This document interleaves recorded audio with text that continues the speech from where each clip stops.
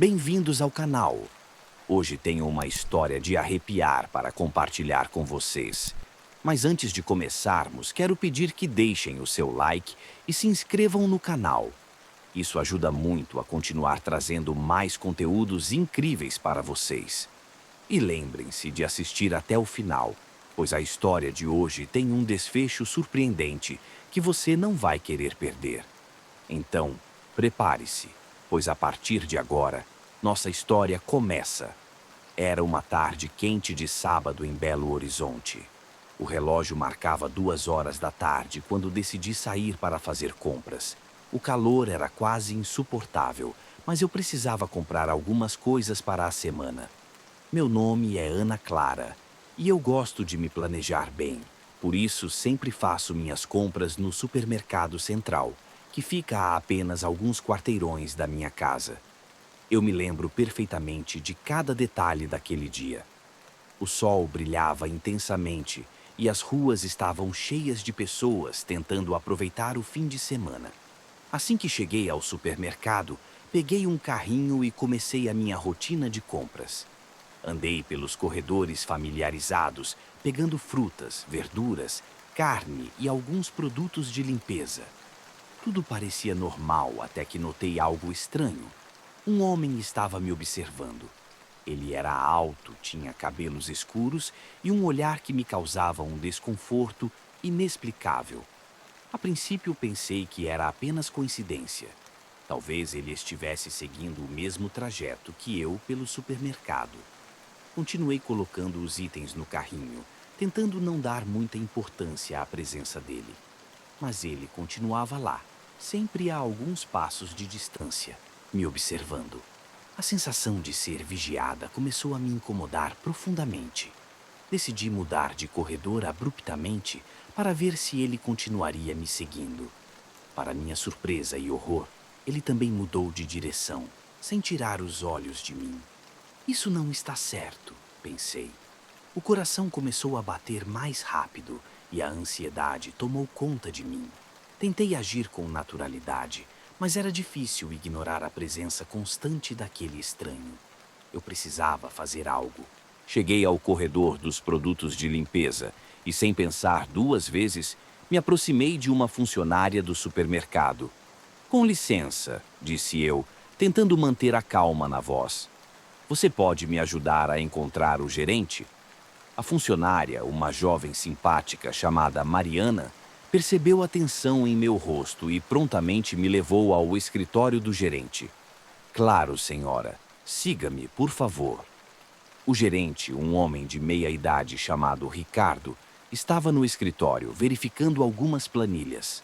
Quando ele me viu, levantou-se imediatamente.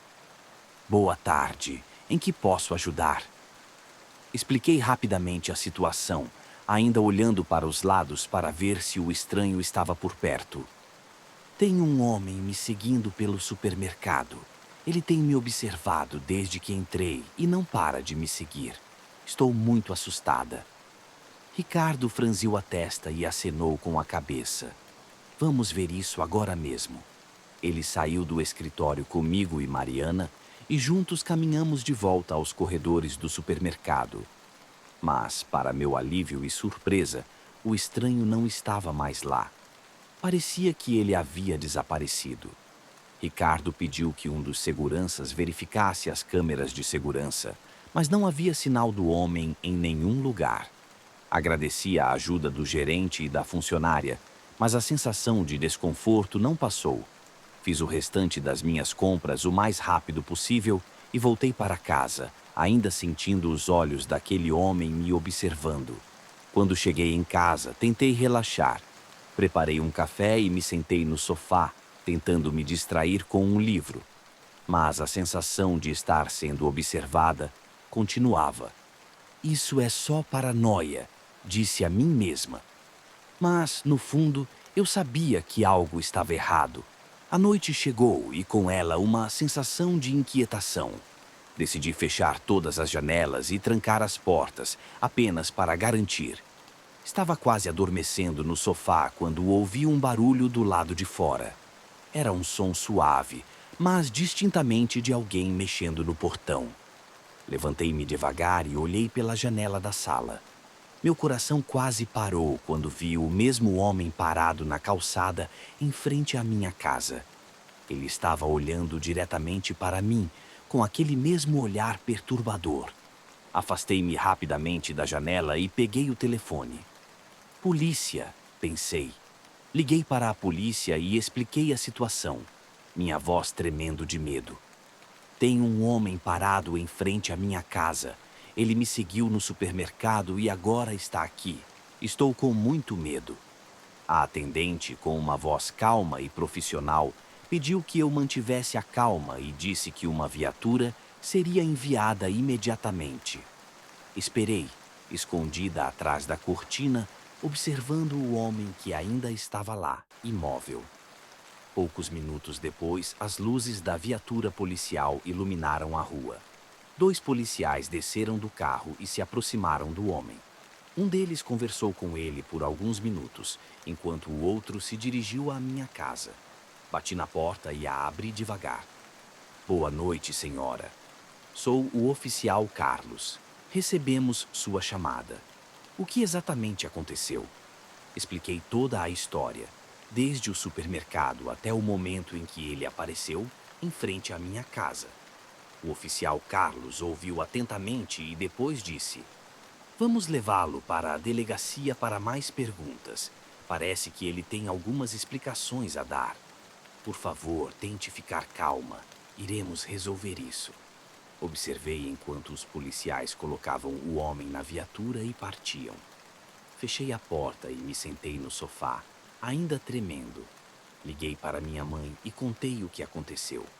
Ela insistiu que eu deveria passar a noite na casa dela, e eu concordei. Na manhã seguinte, voltei para casa, ainda sentindo um resquício de medo. A polícia me informou que o homem tinha um histórico de comportamento perturbador e que estava sob investigação. Agradeci a Deus por estar segura, mas a experiência me deixou profundamente marcada.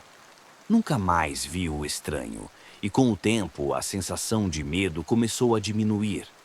Mas a memória daquele olhar perturbador e da sensação de ser observada nunca desapareceu completamente. Sempre que ia ao supermercado ou passava por aquele corredor específico, lembrava do homem e de como tudo podia ter sido diferente. Era uma tarde ensolarada no verão de 1998, quando decidi aproveitar o dia na praia de Copacabana com meu marido, Eduardo. Chegamos por volta das 2 horas da tarde. O sol estava a pino e o céu completamente limpo, prometendo um dia perfeito para relaxar e curtir o mar. Estendemos nossas cangas na areia e Eduardo, como sempre, foi direto para o mar, enquanto eu preferi ficar sob o guarda-sol, lendo um livro e aproveitando a brisa que vinha do oceano. O som das ondas quebrando na praia, misturado ao burburinho das pessoas ao redor, criava uma atmosfera agradável. Observava as crianças brincando e os vendedores ambulantes oferecendo suas mercadorias, quando de repente senti um arrepio percorrer minha espinha. Era uma sensação estranha, como se alguém estivesse me observando. Levantei os olhos do livro e olhei ao redor, mas tudo parecia normal. Deve ser apenas minha imaginação, pensei, tentando me acalmar. Voltei a ler, mas a sensação de estar sendo vigiada não passava. O desconforto crescia e comecei a me sentir inquieta. Decidi procurar Eduardo para contar o que estava acontecendo e, talvez, encontrar algum conforto ao seu lado. Ele estava no mar, nadando um pouco mais longe da margem. Me levantei da canga e caminhei até a beira da água, chamando seu nome. Eduardo! Gritei, acenando para ele. Ele olhou em minha direção, percebendo a urgência no meu chamado. Nadou de volta para a praia, com uma expressão preocupada. O que houve, Clara? Perguntou assim que chegou mais perto, respirando com dificuldade após o esforço. Eu... comecei, ainda tentando entender meus próprios sentimentos. Eu sinto que estou sendo observada. Não sei explicar, mas é como se alguém estivesse me vigiando desde que chegamos aqui. Eduardo olhou ao redor, tentando encontrar alguma coisa fora do comum. A praia estava cheia de pessoas, mas ninguém parecia prestar atenção em nós. Mesmo assim, ele tentou me tranquilizar. Deve ser apenas sua imaginação, amor. Estamos cercados por gente. É natural sentir que estamos sendo observados em um lugar tão movimentado. Eu assenti, tentando acreditar em suas palavras. Voltamos para nossa canga e Eduardo ficou comigo, segurando minha mão para me dar segurança. Mas a sensação não passava. Eu continuava olhando ao redor, esperando encontrar algo ou alguém que justificasse meu desconforto. E então, eu o vi. A alguns metros de distância, próximo a uma barraca de bebidas, havia um homem que parecia diferente. Ele estava parado, de braços cruzados, olhando fixamente na nossa direção. Era um homem de estatura média, com cabelos escuros e pele morena. O olhar dele me causava calafrios, e quando nossos olhos se encontraram, ele sorriu, um sorriso que parecia zombeteiro. Eduardo, olha lá, é ele, sussurrei, apontando discretamente para o homem. Eduardo se levantou sem soltar minha mão e olhou na direção que eu apontava. Mas, para nossa surpresa, o homem não estava mais lá. Era como se ele tivesse desaparecido em um piscar de olhos. Onde ele foi? Eduardo perguntou, visivelmente confuso. Eu juro que vi alguém ali agora mesmo. Ele estava lá, Eduardo. Eu tenho certeza, respondi, a voz trêmula. Precisamos encontrar esse homem. Ele me dá arrepios.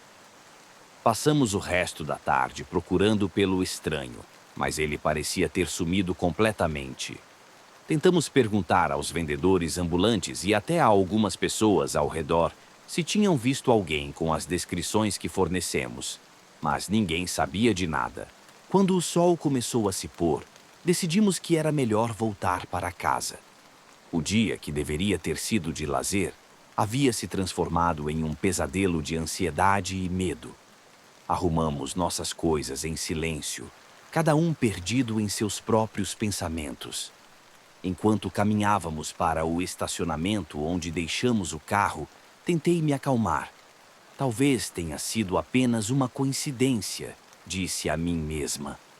Apenas uma mente inquieta pregando peças. Ao chegar ao carro, um novo choque.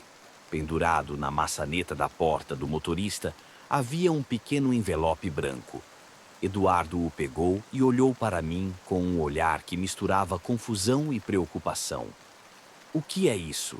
Perguntei, sentindo meu coração disparar novamente.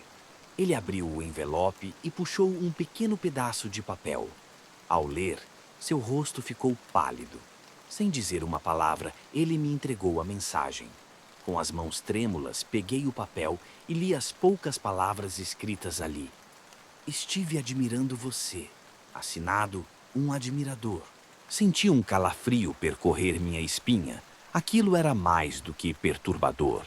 Quem era esse homem? E como ele sabia onde estava nosso carro? Não podemos deixar isso assim, Eduardo. Precisamos descobrir quem fez isso, disse, tentando manter a calma. Eduardo concordou e decidimos procurar algum segurança do estacionamento. Encontramos um homem uniformizado próximo à entrada e explicamos a situação. Por favor, senhor, encontramos essa mensagem em nosso carro. É muito assustador. Você viu alguém estranho por aqui? Perguntei, mostrando a mensagem ao segurança. O segurança, um homem de meia idade com expressão séria, leu o bilhete e balançou a cabeça negativamente. Sinto muito, senhora. Não vi ninguém suspeito, mas vamos revisar as câmeras de segurança para ver se encontramos alguma coisa. Agradecemos e esperamos enquanto ele verificava as imagens. A cada minuto que passava, a ansiedade crescia. Eu tentava imaginar quem poderia estar por trás disso e por que alguém faria algo tão perturbador. Depois de alguns minutos, o segurança voltou com uma expressão de frustração. Não encontramos nada nas câmeras. Parece que ele sabia onde as câmeras estavam posicionadas e conseguiu evitar ser filmado. Sinto muito, mas não posso fazer muito mais do que isso. Agradecemos novamente, embora a sensação de insegurança permanecesse. Voltamos para casa em silêncio, cada um perdido em seus próprios pensamentos.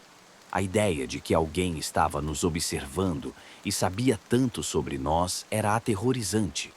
Nos dias seguintes, Eduardo e eu tomamos medidas para aumentar nossa segurança. Instalamos câmeras ao redor da casa, mudamos algumas rotinas e ficamos mais atentos a qualquer coisa fora do comum.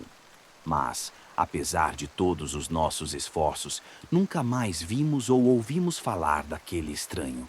O episódio deixou marcas profundas.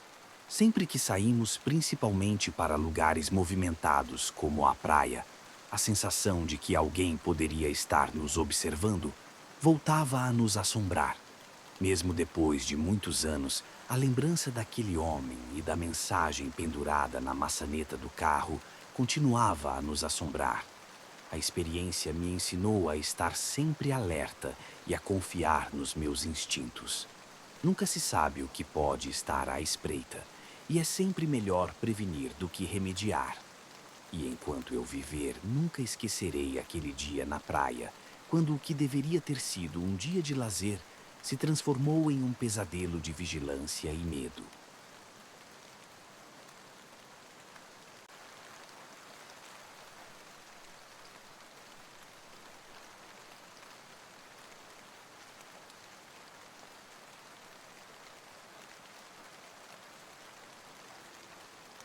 Era uma manhã ensolarada de domingo em São Paulo.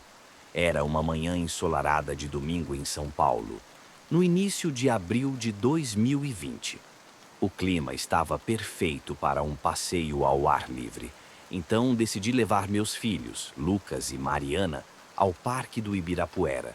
Era uma das atividades que mais gostávamos de fazer juntos, pois o parque oferecia uma vasta área verde, com muitas opções de lazer para as crianças.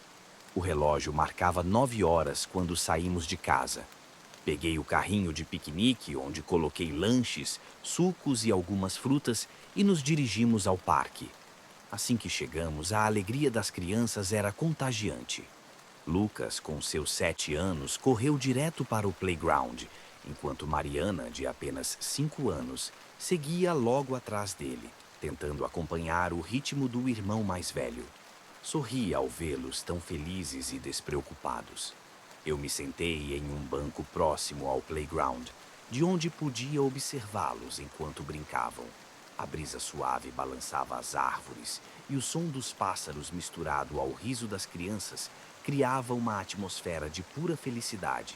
Pouco depois, notei a presença de um homem que não parecia estar ali com sua própria família.